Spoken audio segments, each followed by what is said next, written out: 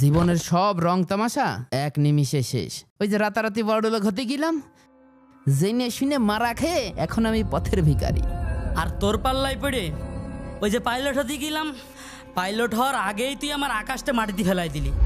যদি বাপটার কথা শুনে আমি পড়ালেখা করতাম তাহলেও তো জীবনে একটা কিছু করতে পারতাম। তোর জন্য আজ আমিও পথের ভিখারি। কে? আমি কি তোকে জোর করেছিলাম? তুই তো আমার চেয়ে বেশি লাফালাফি করছিলি। নাচানাচি কোটিপতি হবে। আচ্ছা বাদ দই সব, তুই একটা কথা কদিনি, তোর এই ফকির হওয়ার পিছনে কারণটা কি? আমি না হয় তোর বুদ্ধিতে ফকির হলাম, কিন্তু তুই ভিখারি হলি কার কথাই? সাকিব আল্লাহ। কি সব উল্টো পাল্টা কথা করছিস? তোর 14 গোষ্ঠীর কেউ কোনদিন ঢাকা মিরপুর স্টেডিয়ামের আশেপাশে গিয়েছ বলে তো আমার মনে হয় না। আর সাকিব আল হাসান তোর কিভাবে চেনে? কিভাবেই বা তোর জীবন নষ্ট করলো? আসে রে ভাই, সবই ধোকা। এই যে বড় বড় সেলিব্রিটি যাদেরকে আমরা মাথায় তুলে নাচি, এদের উপর বিশ্বাস রেখেই তো আজকে আমি ইট ভাটায় কামলা খাটছি। সাকিব আল হাসান আমার জীবনটা শেষ করে দিয়েছে।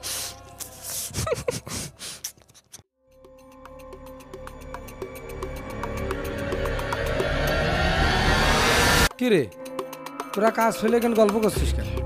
আর কি যেন শুনলাম সাকিব আল হাসানকে নিয়ে কি কথা হচ্ছে কেন জানিস? আমি আমার ছোট ছেলেটাকে না ক্রিকেট ক্লাবে ভর্তি করিয়েছি। ওর একটাই স্বপ্ন, ছেলে আমার বড় হয়ে সাকিব আল হাসানের মতন বড় ক্রিকেটার হবে, দেশের নাম উজ্জ্বল করবে। এই কাজ ভুলেও করেন না ম্যানেজার সাহেব। ওই লোকের ছায়া থেকে আপনার সন্তানকে দূরে রাখবেন। ওই সাকিবের জন্যই আমার জীবনটা শেষ হয়ে গেছে। এ কেমন কথা বলছিস তুই?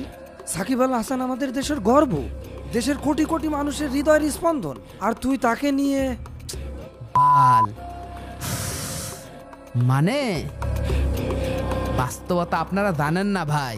কিসের বাস্তবতা? কি জানিস তুই? হ্যাঁ, তাহলে শোনেন।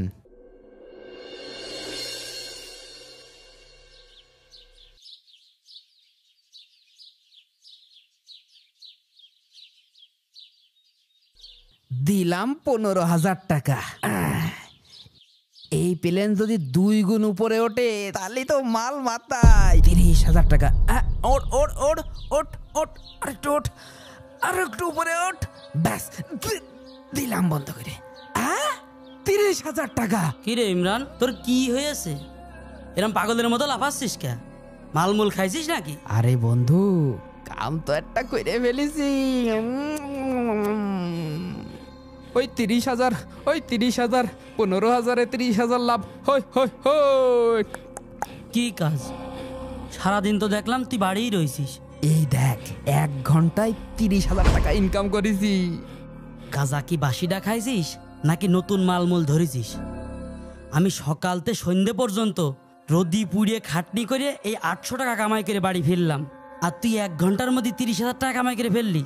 এসব কথা তো পাগলেও বিশ্বাস করবে না। আমি জানতাম তুই বিশ্বাস করবি না। চল তোকে প্রমাণ দেখাচ্ছি।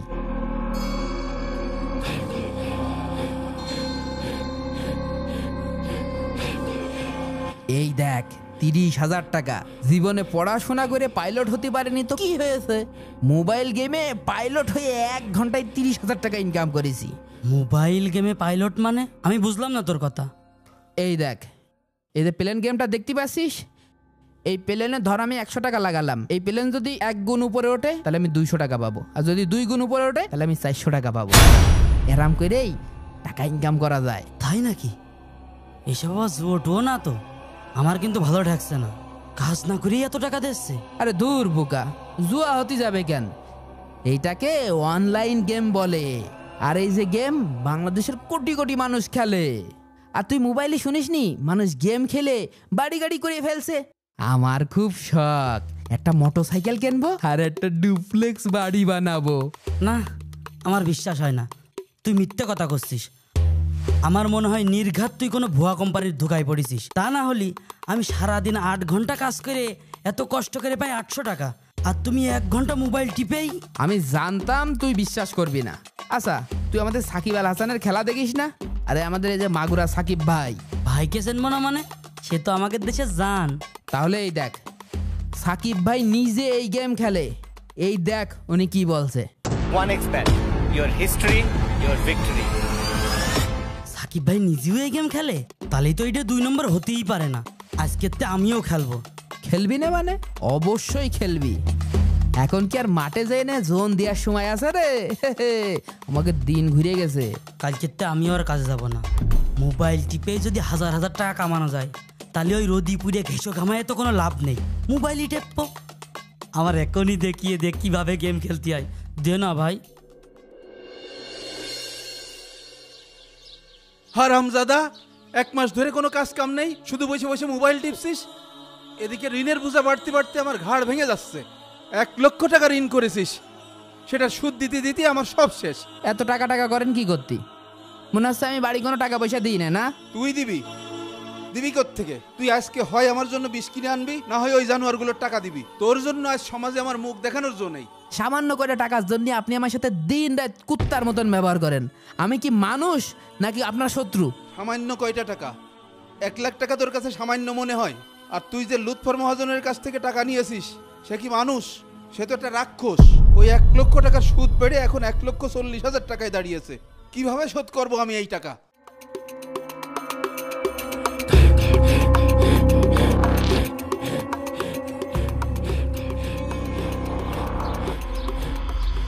কি করিম ভাই, ছেলের সাথে এত চিল্লা চিল্লি কিসের? আমার টাকা দিবেন নাকি ভিটামাটি লিখে দিবেন সেই পরামর্শ করছেন বুঝি? তা কই আমার 1,40,000 টাকা এক্ষুনি বের করো। লুৎফর ভাই, আর মাত্র 2টা দিন সময় দাও ভাই, আমি ব্যবস্থা করছি। সামান্য করে টাকার জন্য এত নাটক করছেন কি করতি? এই নেন আপনার টাকা, আর ভালো করে শুনে রাখেন, আজকের পর থেকে আমার বাড়ির আশেপাশে যেন আপনাকে না দেখি। কি রে, তুই এত টাকা কোত্থেকে পেলি? করিম ভাই, এটা তো টাকা। এটা যতই মুচড়ানো হোক, ছিঁড়া হোক, পানিতে ফেলা হোক, এটা দিয়ে টাকার গন্ধই আসবে। আর শোনো ভাতিজা, কি? তুমি যে কোন প্লেন উড়িয়ে টাকা ইনকাম করো তা কিন্তু আমি ভালো করেই জানি। আজকে যে টাকাটা পায়ের কাছে ফেলে বেয়াদবি করলে, একটা কথা মাথায় রেখো, দরকার পড়লে কিন্তু আবার আমার কাছেই আসতে হবে। তখন কিন্তু বাপু তোমার প্লেন আর আকাশে উড়বে না। চাচা চাচা, এই দেখেন গাড়ি তো একটা কিনেই ফেললাম। Suzuki monotone latest version, 2 lakh টাকা নিয়েছে। তো তোর এত টাকা? আরে চাচা, আমি একা কিনিনি তো, আমি আর আপনার ছেলে 2জন শেয়ারে কিনেছি।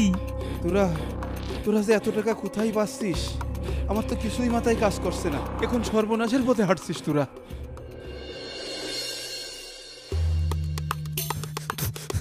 তুই একটা কথা বলবি না, তোর জন্য আমার বউ চলে গেছে।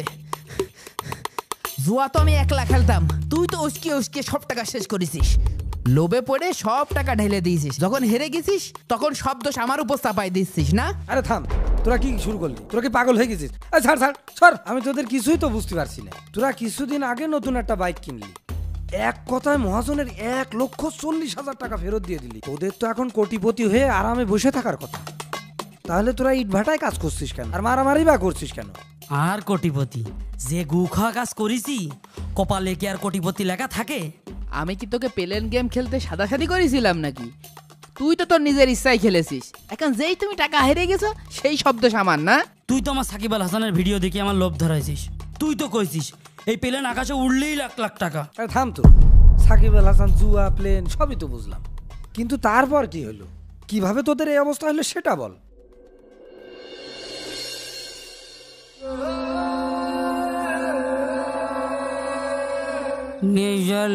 ডিম জিম ধরেছে, বাহ বাহ বাহ, মনে আমার রং লেগেছে। চালাও চালাও। এই জাল্লা ডিম জিম ধরেছে, মনে আমার রং লেগেছে। হ্যাঁ বন্ধু, মালদা বেশি খাওয়া হয়ে গেছে। তোর কাছে কয় টাকা আছে রে? বন্ধু, আমার কাছে 2 লাখ টাকা আছে, সব ক্যাশ। তাহলে এক কাজ করি, আমার 2 আর তোর 2, মোট 4 লাখ। এই 4 লাখ দিয়ে 8 লাখ বানাই ফেলি, আর আজকে খেলে অ্যাপস ডিলিট করে দেবো। হ্যাঁ না বন্ধু, আমার ভয় লাগছে। যদি সব টাকা হারিয়ে যায় তখন কি হবে?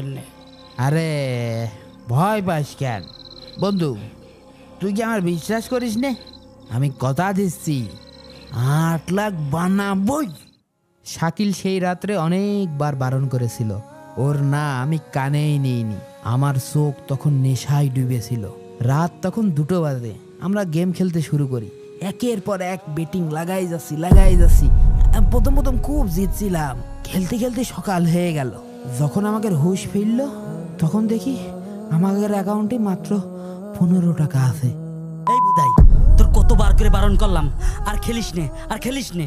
যা জিতেছি তাই নিয়ে আজকে বন্ধ করি। এত কথা বলিস না। আমার বুদ্ধিতেই তুই লাখ লাখ টাকা ইনকাম করেছিস, আজকে 2 লাখ টাকা চলে গেছে বলে তুই বন্ধুত্ব ভুলে যাচ্ছিস। হ্যাঁ, লাখ টাকা ইনকাম করেছি, সব টাকা তো তোর পিছনেই খরচ করেছি। তুই এখন আমার টাকা দিবি। শালা তুই আমার এখন টাকা দে। টাকা দিতে পারবো না। কি করবি কর।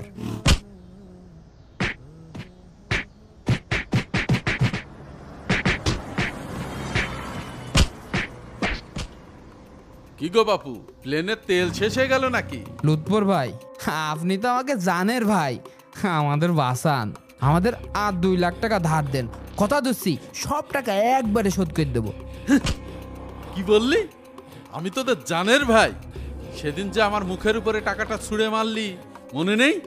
ভাই, এবারের মতো মাফ করে দেন ভাই। আপনি তো জানেন আপনার কাছ থেকে টাকা নিলি সেই টাকা আমরা সুদি আসলে সময় মতো ফেরত দিয়ে দিই। আমাদের 2 লাখ টাকা হাওলাত দেন ভাই।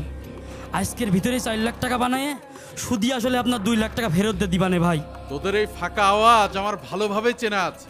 তোদের মতো জুয়ারিদের কপালে কি লেখা আছে তাই ভালো করেই জানি।